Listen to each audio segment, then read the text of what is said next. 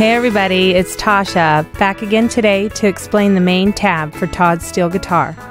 But before I do, I just want to throw out there that Todd is actually my dad. We've been working on this project together for a little while, and I'd just like to say that I'm incredibly proud of him and this program. It's just simply amazing. Also, I'd like to mention that the picture you see here is the actual steel guitar that was used to record all the samples. The steel itself is a highly modified Emmons steel guitar and was on loan to my dad, aka TS Recording Studio, by a good friend and client, Sonny King. So, thanks, Sonny.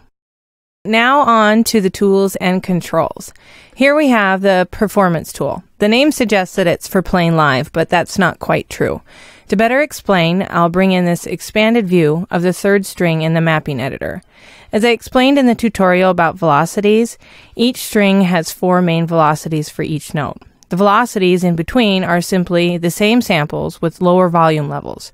Each of the samples in these 4 main velocities has a different timbre, which is the reason for these 4 different buttons. To give you an idea how they sound, my dad previously recorded 5 notes from his Midi keyboard. And as you can see here, they've been duplicated, so I can play them one at a time, back to back. So let's turn on the live switch and play all 4 starting with 1.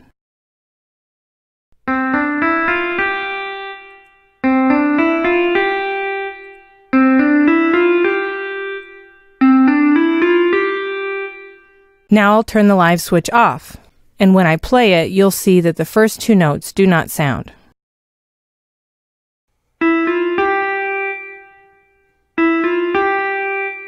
That's because the velocity of the first 2 notes is above the allotted velocities for those notes.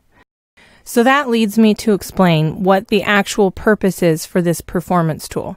When you play your keyboard, you're playing at various velocities, and depending on what these velocities are, you may or may not get sound, which is what happened in the previous demonstration. So to take this a little further, let's assume you're playing a C3. If you play it within the range shown in blue here, you'll get sound. However, if the velocity is up here, above the blue, you won't get any sound. So that's what this live switch is for. When it's on, the script will select the proper velocity for you. Now you can use it to play live, but this is the studio version, and this performance tool is simply so you can use your keyboard to play the steel notes into a Midi editor. Once you've got them into the Midi editor, the live switch should be turned off so that you can edit and change the notes to their preferred velocities.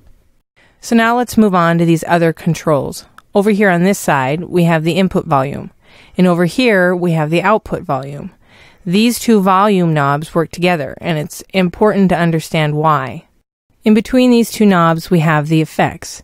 As you play around with the effects, it's very easy to get a buildup of volume, enough so to cause distortion. So that's how the input volume and output volume work together. If you hear any distortion, simply bring the input volume down. If that brings the overall instrument volume down too much, simply raise the output volume to a reasonable level. Another important note, for aesthetic reasons, the output volume is shown on the right side of the reverbs. However, the reverbs actually come after the output volume.